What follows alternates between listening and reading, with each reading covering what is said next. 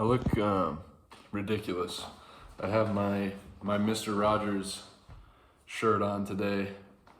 I've actually worn this to the gym a couple times because this thing is jacked up. Like, it's not good. I wear it to work. It's my Mr. Rogers shirt.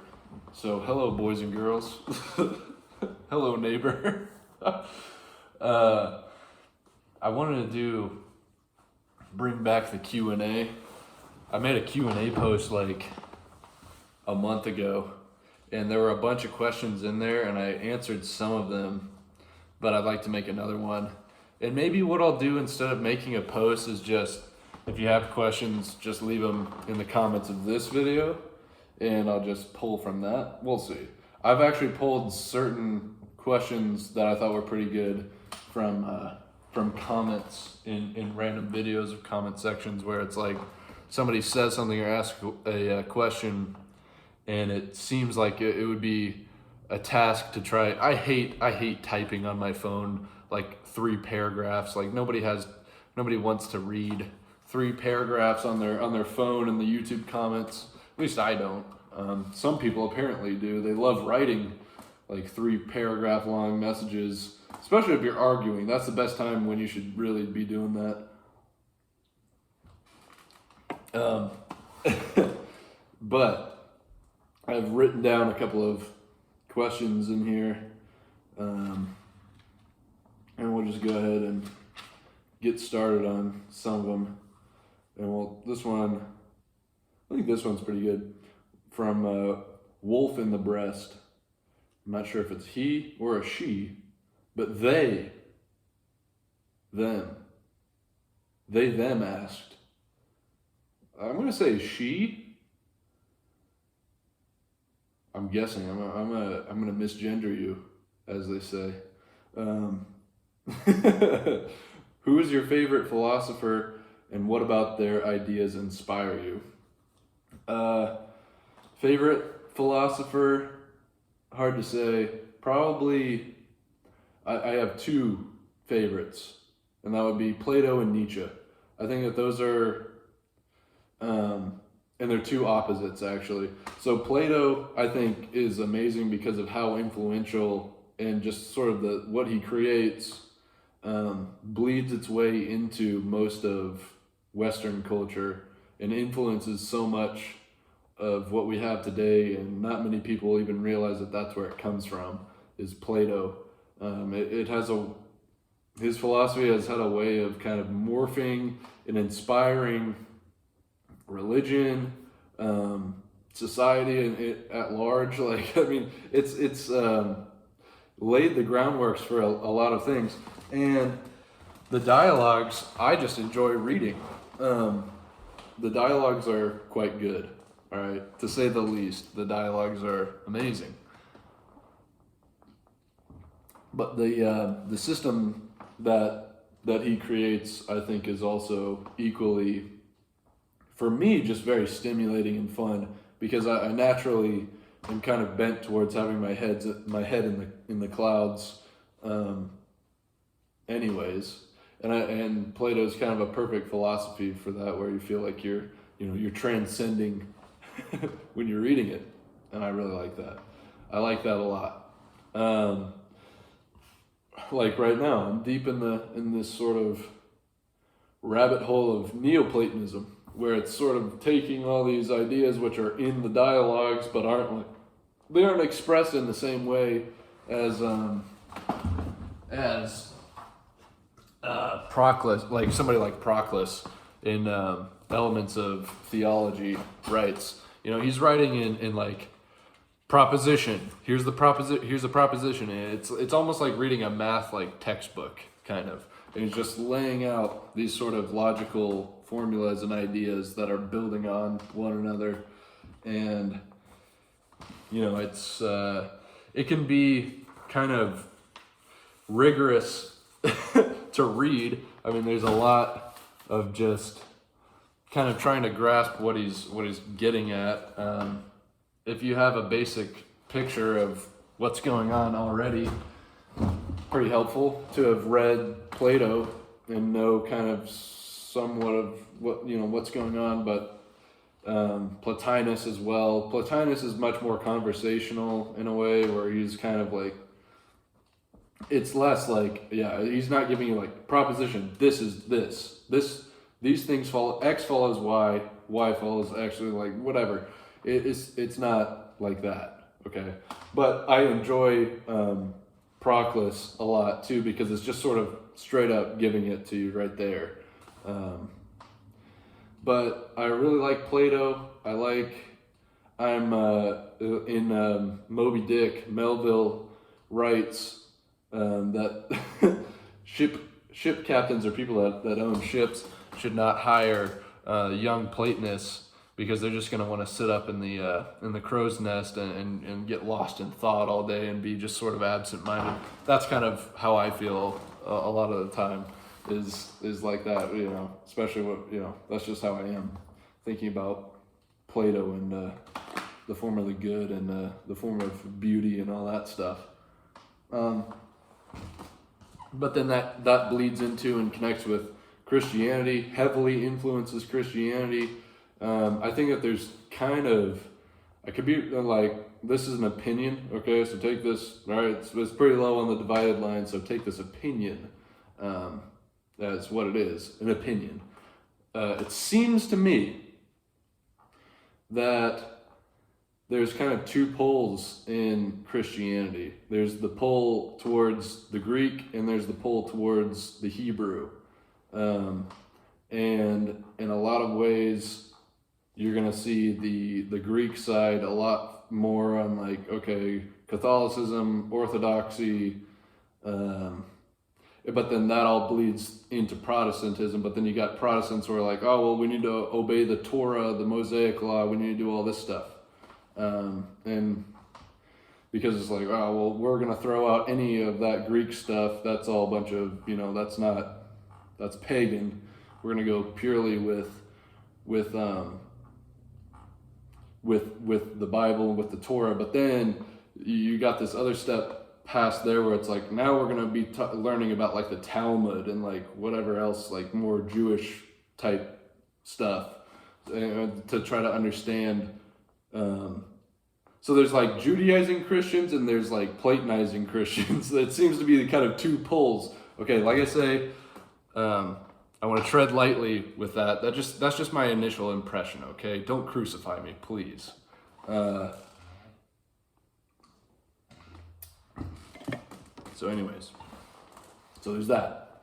It also, Neoplatonism bleeds into Judaism with the Kabbalah. I mean, if you look at, I haven't researched that, this is another opinion, but just looking at basic like graphs of what the Kabbalah is, I'm like, well, this seems very similar to Neoplatonism.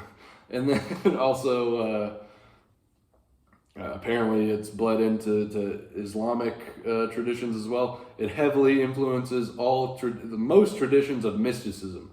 It becomes very much like that, because once you, okay, let me just grab my graph, all right, real quick. My insane schizophrenic scribblings. So physical world right here, you can regenerate up into, we have souls, so we regenerate up into the world soul, okay? Things follow. There are generators and there's generated things. We would be generated, this physical world gets generated from soul all the way up to all the way up from nous to the one, okay, which is the form of the good, all right? So anybody who doesn't know what I'm talking about is going to sound like a bunch of nonsense, but the Platonist goal is to connect, to reunite with the one. All right, so you can get with intellect through intellect, through participating in nous, in mind, in intellect, through soul, grasping intellect. There's like these things exist within us, but there's the world mind, the world soul, and that's all connected with being or not being, or the one, or the good, or whatever.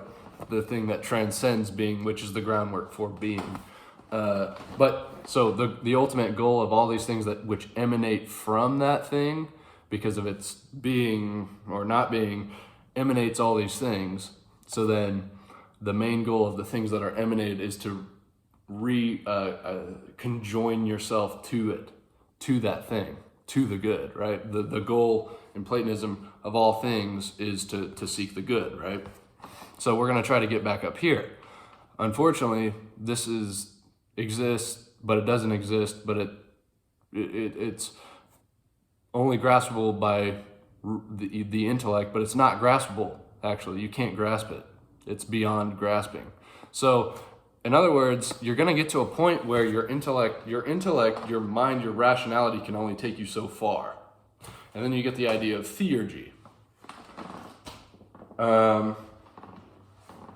which is sort of this connection, this jump to the one where you rise all the way up to this great point, but reason can't take you to that next step, which is the connection with the thing itself. And so that's where you get these mystical experiences and these rites and these kind of certain things. But this leads into a lot of things. Okay, so that was a big rabbit hole telling you why I enjoy Plato, why I think Plato is important to understand. The other side, Nietzsche. Nietzsche cuts through all of that. So Nietzsche can be a bit kind of refreshing if you're getting so consumed in like all this kind of thinking about all this other stuff. Nietzsche is just like, no. Actually, it's just as it appears. Or like, Nietzsche is more psychological and tries to explain things from a perspective where we're not looking up to something that we can only imagine or reason to. It's like, well, what does this do for us really? That's a poor way of saying that, but Nietzsche is kind of serves to just like punch through all that stuff. And so it can be kind of refreshing to like contrast the two sometimes. And Nietzsche is very prolific on the 20th and the 21st century. I mean, a lot of, like, we're saturated.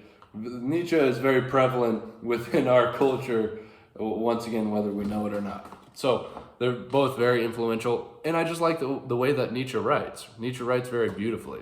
I really enjoy, and he's funny and he's witty and he's to the point, very direct.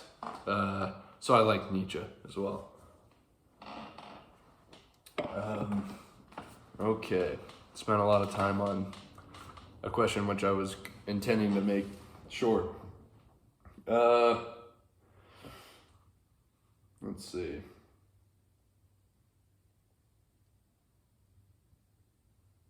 Sir Lemonade 5179. I think that's how you say it. Sir Lemonade. Or Sir I'm stupid. Sir Lamond. I think that's how you say that. I don't know. Guys, I'm not all there. Says that I was saying this a while back, but it was saying it was relatable that I try to like bring myself down a little bit when I'm too sort of elated or overly happy about something. When I feel too much joy, I'll try to like okay, I'm gonna bring myself down a little bit, and it's sort of saying that, wondering if it's a kind of a defense mechanism. I would say, probably it is. Most likely, it's a defense mechanism.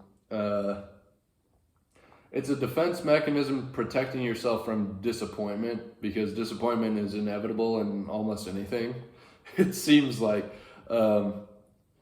if you've had any amount of time to fantasize about something and really build up this perfect image, right? This perfect form, this perfect idios of a thing.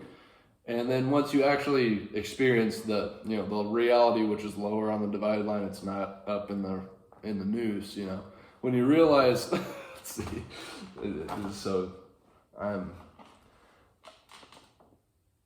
when you experience the real thing, it's never as good as you imagined it, okay? It's the idealization, okay? See, that's basically what Nietzsche serves to do, is be like, you idealists need to become realists, because all you're idealizing about it's not real. You know, the Omega Seamaster 300, the one from James Bond, the one with the coaxial. Some of you nerds will know what this is. The one with the coaxial movement. You know, it's like before they got bought by Swatch, and then you got the newer Seamaster 300s that are like 42 millimeters. This one was 41 millimeters. That watch, I want that watch. I've owned like 3 or 4 Seamaster 300s, all from the 90s. I own the one that was in Goldeneye, the quartz, the 41 with the quartz. Great watch, sold it. I've owned the automatic version, sold it. I've owned multiple of those. But then I'm like, for some reason, every time I get that watch, I'm like, this is such a great watch, but I don't even really care about it. And then I sell it because I want to, buy something else. And then I always regret it. I'm always like, man, I really wish I had just had that watch. And I end up, and the price always just kind of goes up. So I'm like, maybe the next one will make me happy. Truly, maybe the next one will make me happy. Yeah, right. But why was I talking about that? My mom took Tylenol. Okay.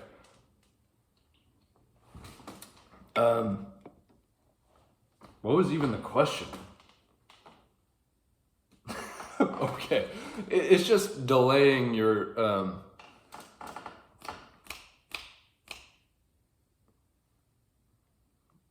what's the phrase I'm looking for? You guys probably know. You know what I'm talking about. It's sort of haltering yourself from getting too excited and then in expectation of being disappointed. Because I expect to be disappointed by things regularly. Because I've been disappointed by things in the past. So that's my answer. Yeah, I think it's a defense mechanism. Is it a good thing or a bad thing? I have it, and I've done it a lot. I think it's a good thing. I mean, some people might disagree with me, but generally going into things with low expectations and being surprised is better than going into things with high expectations and being disappointed. Seems that way to me. But at the same time, that can go too far into like, well, I'm just never going to do anything because everything's so disappointing. And like Kierkegaard says, that you're always going to regret things. If you believe a girl, you're going to regret it. If you don't believe a girl, you're going to regret it. If you choose to believe a girl, he like repeats himself over and over again in that. If you decide to hang yourself, you will regret it. If you decide not to hang yourself, you will regret it. If you decide to hang yourself, you will regret it. If you decide not to hang yourself, you will regret it. He like says it over and over again, which is funny. But he's right. You'll regret it. Whatever you're going to do, you're going to regret it. No, I think that's going too far with it. I think you should try things, and whether or not you regret it, chances are you probably will, but at least you might learn something from it, which could be helpful. Or maybe just enjoy that you had a good experience, if it was a good experience. But then expect it to be a bad experience, and then if it's a good one, you'll be surprised, like I was saying. Sienna7065 asks, do I believe in anomalies or like random chance? Yeah, I think so. I think I believe in chance. I don't think that everything is a type of. All right, I'm not a Calvinist. I don't think that everything is predetermined. All right. I came from a Calvinist background where it's like, all right, causal like determinacy, like everything is determined. They call it God's sovereignty. I disagree. I think that God is sovereign. However, I think that there has to be some level of chance. Otherwise, you fall into occasionalism. Google that. Look up what occasionalism is. But if everything is fated, I think that this sort of fate idea could exist, right? For the elect. Now, when a Calvinist hears elect, they think, oh, elected to salvation. or could it be that it means elect to a perfect or a certain fate, which is God wants you to go on some mission to do something, like Aeneas in Virgil, in the Aeneid. He had, the god told him he had to go found a city. So he had to do it. He was fated to do it. Same with Oedipus. He was fated to have sex with his mom and kill his dad. He didn't want to, but he was fated to do it. He was elected to do it. But I think if everything came down, I'm getting this from Plotinus. If everything was providence, okay, so everything was predetermined. I'm speaking on a theological side right now, okay? You can be a scientific materialist and just say, well, no, it's all cause and effect, okay? And then you got to answer the question as to a prime cause. I'm sure that there's plenty of arguments about this. I don't know about that stuff. But if everything is providential, everything is guided by providence, everything, there is no rogue molecule. If there is no rogue molecule and everything is providence, providence doesn't exist. Because then there's nothing to provide over. Everything's just provided for. So then it defeats itself. It doesn't make sense. I think that there has to be random chance, random things that will happen. And yes, you can split hairs and say, well, cause and effect, everything, but I really don't have enough, I haven't spent enough time thinking about it to come to a firm conclusion on that. But I would say, within my experience, certainly random things happen. Okay.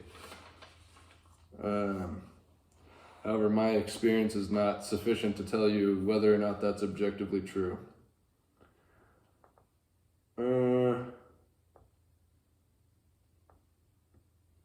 So this is an interesting one. This is also related to Christianity. This fellow Daniel Gerberd, X5T. Hopefully I said your last name correctly. He asked me. He was saying that he was having some issues grappling with the Abraham and Isaac sacrifice moment that happens, and the general kind of issue or problem with the idea that God is requesting that commanding a sin, essentially. And a problem with like sacrificing in general, even sacrificing animals, he has an issue with this.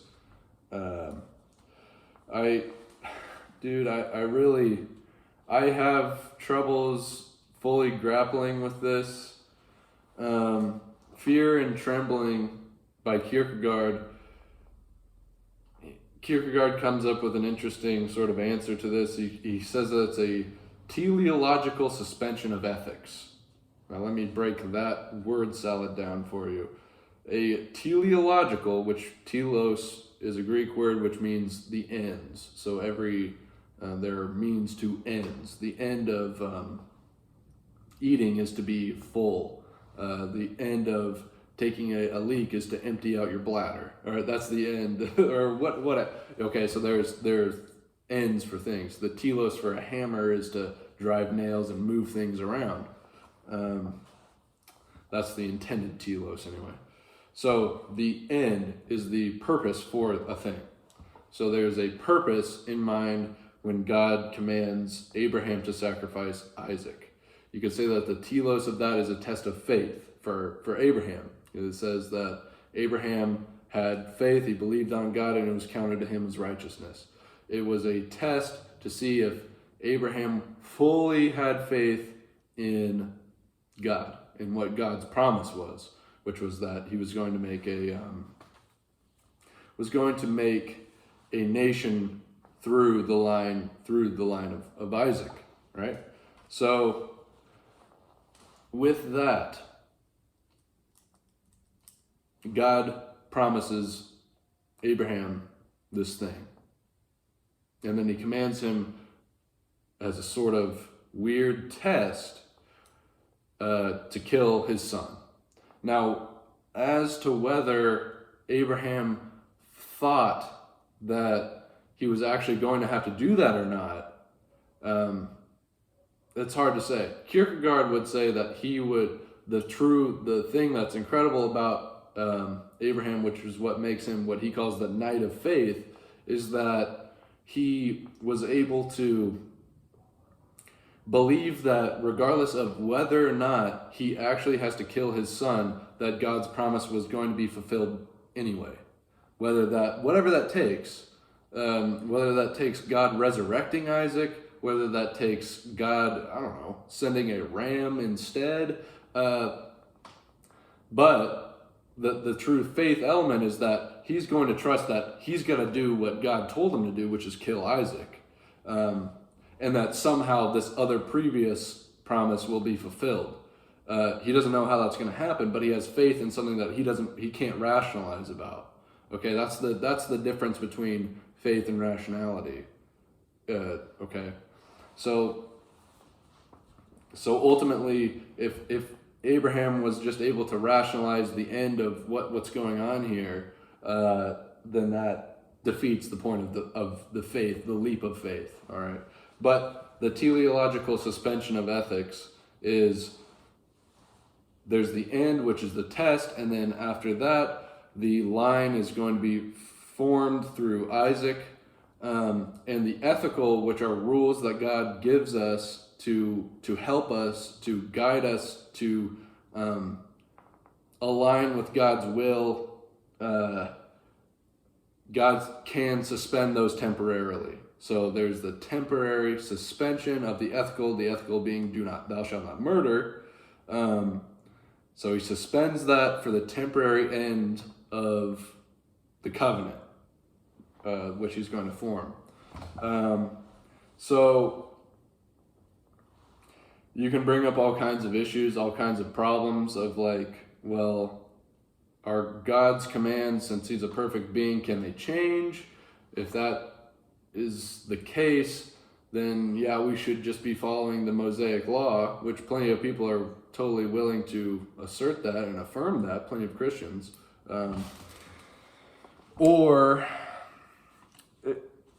It's a question whether or not these things are static. With that whole thing of like, if God cannot change, God's the same today, yesterday, and tomorrow, it brings up all kinds of questions that I'm not going to be able to give you a concrete answer because I'm trying to work through it myself. I pretty much lean on, I just don't get it. Right? There's plenty of things that I don't understand, and yeah, they might bug me, but you also don't understand God. If that's a requirement that you understand God in like a way where you can sort of boil him down into a series of affirmations like God is this, God is this, God is this. Oh, okay, I understand God now. You're never going to get there, and if you think that you have that, you're wrong. You're incorrect. So you have to come to terms with the fact that you cannot fully grasp the ungraspable. All right. That would be one thing. I just my opinion on that. When you think you've fully grasped anything, you should start asking questions as to whether or not that's true. Would be my general advice with that. But can God command murder and then say later, don't murder? I don't know. Generally, I don't know. Are rules the type of things that stay the same always for all times and all situations, or do they have some sort of flux or change that adapt to the situation? In other words, is it subjective or objective? It may be the case that there's a sort of working out of things throughout time. That's probably heretical. I don't know. I'm just trying to flow with this and think through this a little bit. I don't know. Maybe it is a dialectical overtime process to find out what the good is. Whether, but of course God should know what that is. Whether or not God gives you the full package of what that is from, way back, and then expects those things to just, there are certain things that are through lines of like, murder, you would assume you don't want to be doing that. There's probably times where like, this is such a can of worms, man. I don't know how to answer this question sufficiently, dude. I think that this is a question that bugs a lot of people. Or honestly, I think a lot of people just don't even think about it. They just sort of like breeze over that, and they see that it's like, oh, it's a foreshadowing of Christ. Let's just breeze past the big, huge ethical question here, and whether or not that means that ethics are flexible or not.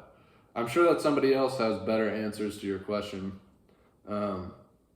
That's just the best I can come up with now, and I'm sure that I'll think later of a better answer. But off the dome, that's what I got, man. So I wish you luck as to how you think about that. But teleological suspension of ethics, plug and chug with that. Go ahead and that ought to cure your questioning. No, probably not.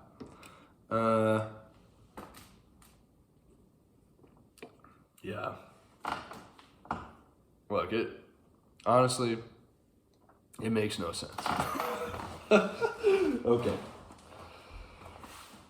JAEK.02. Jake? 02? This is a big question, and we're already 30 minutes in. I'll do my best. Thoughts on American anti-intellectualism? How best to apply philosophy in life, how to deal with contradictory beliefs, what's the point in seeking truth in modernity / postmodern society. This is not verbatim. These are just scribbles that I put in here because it's too long. Some of these messages are too long for me to spend writing down in a notebook. But this is the broad strokes of the question. So what's the point in seeking truth if we're not even sure that truth as a static thing exists? And then what is the place of philosophy in the 21st century versus past centuries? To answer the last question first, what is the place of philosophy in the 21st century versus past centuries? I think it can give you a lot of tools as to how you think about things, firstly.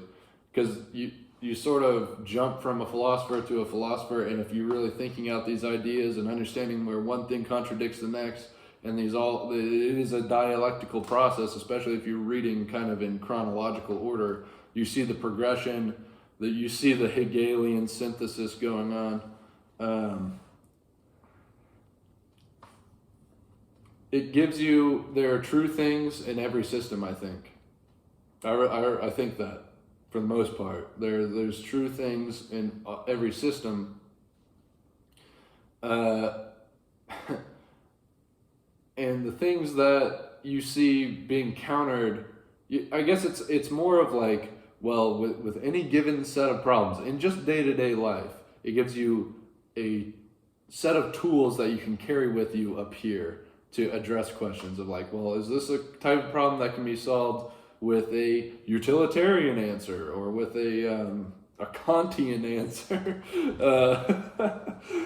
whatever. It gives you a lot of different ways of thinking about problems and thinking about situations, and also seeing where problems and things or questions that we might have today were possibly talked about or answered potentially in the past. I think that's one good place for philosophy in the 21st century. It's also just a good part of being a well-rounded individual, I think. It's just thinking through things from other perspectives and different sort of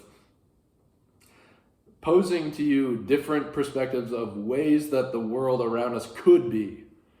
And could be is I think a big grain of salt to have, is like, because every time What you're going to do when you're really thinking these systems through is you're trying them on for size. You're seeing whether or not you can see the world in the same way, and of course you're gonna see it.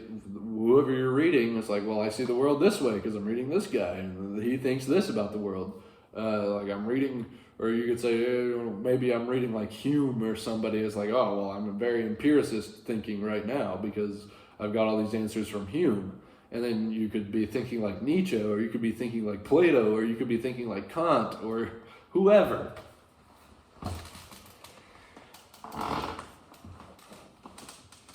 You could be thinking like Descartes. God forbid. No. I like Descartes.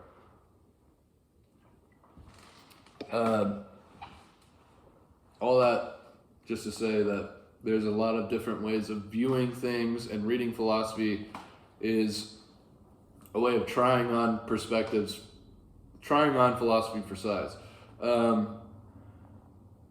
What's the difference between this century versus past centuries? I think maybe philosophy may have had a lot bigger influence on the way culture moved, as opposed to nowadays where culture has moved a lot more primarily through technology. Technology influences a lot of the sort of geist, the sort of zeitgeist in a way, of like the flux of culture is influenced very heavily by technology. And maybe I don't know, less than ideas primarily. I don't know. I'm just throwing that out there. I don't know if that's even remotely close to being true.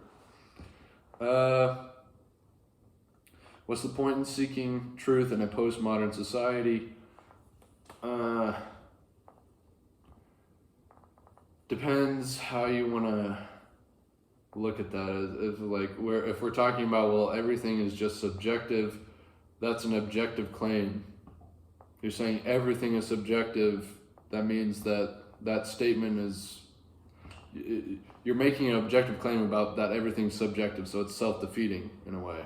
I think that there has to be objective realities, such as, if I hit you in the head with a heavy rock, it's probably not going to be good for your head. That's not just a concept in our brain or in our speech, right? That's a real physical consequence, a real physical action. It's not a good answer to the question. The point in seeking truth. Well, what else are you going to do?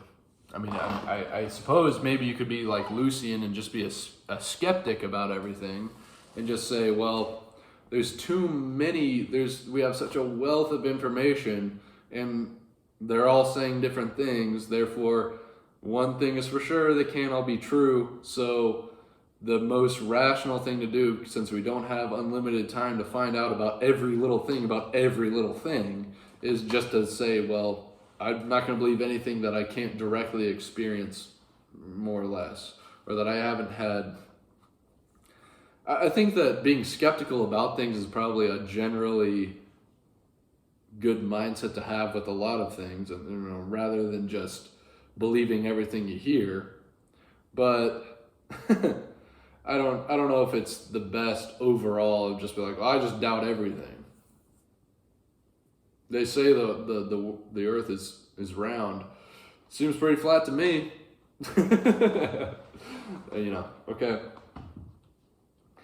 Anti-intellectualism. I don't know what exactly you mean by that. Maybe that makes me not an intellectual. Maybe that makes me anti-intellectual. If that means I guess I don't understand what you mean by anti-intellectualism.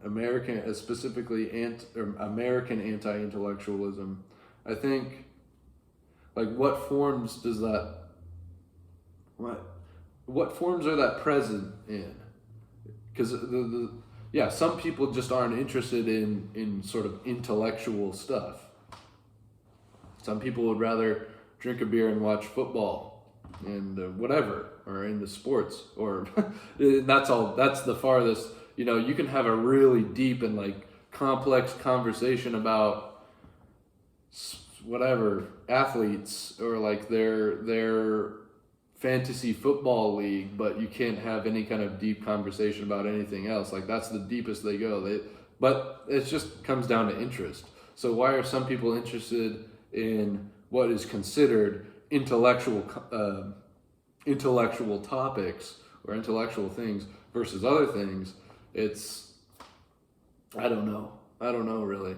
Some people are struck by certain things. I've always been interested in ideas, always been interested in, especially when, contrasting ideas and value, like considering one thing and then considering the other thing and then seeing how they clash, seeing what's true here, what's wrong here, what's true here. That's always been interesting to me. Plus, that's just what I'm interested in. But does that mean that it's the best thing to be interested in? I don't know. Depends on what you want to do with it, I guess. I would appreciate it if Americans were generally more well-read. It seems like maybe that's what you mean. If you talk to the average person, it seems like their main focus or interest is TV shows or sports or whatever else. I don't really know. Anti-intellectualism. I guess why should we want to be, all of us be intellectuals? And what does intellectual mean? Does it mean that you have a vast wealth of knowledge of literature and like the humanities? Does that mean intellectual? Does it mean that you're a programmer, you know about programming? Does it mean that you're, what does that mean exactly?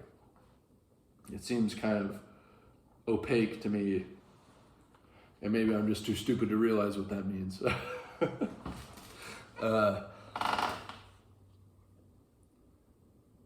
How best to apply philosophy? I think I kind of covered that a little bit, / how to deal with contradictory beliefs. I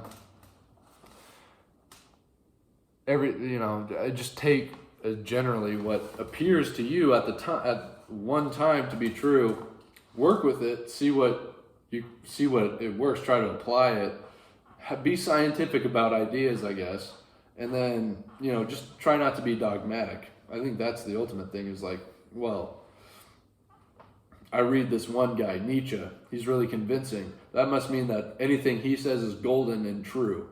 So if I have a question or a problem that I need answered, I go to Nietzsche. I think that's probably not such a... I think that's a way of doing things. I just don't know if it's the ultimate... I think being dogmatic about it is kind of not what you should be doing. I think that you should have lots of different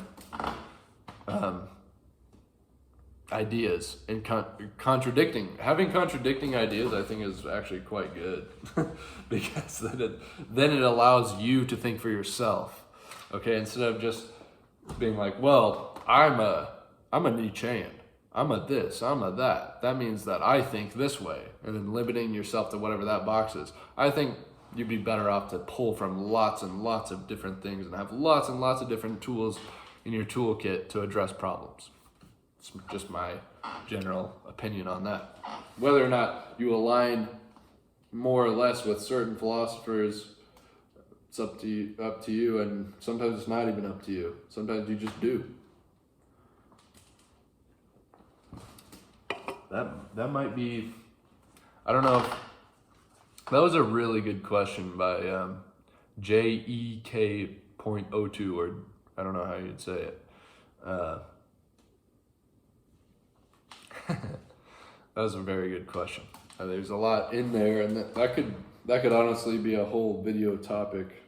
So I'm trying to cram it in here, but I don't know if any of my answers are even close to satisfactory on that.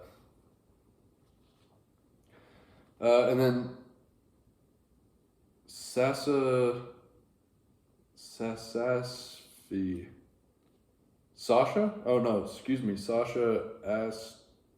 I don't know. I can't even read my own handwriting sometimes. Ask if I have any interest in reading Crime and Punishment. Yes, I have it on my bookshelf. I'm saving it for when it's really cold out. Because I like to read Russian literature when it's cold out.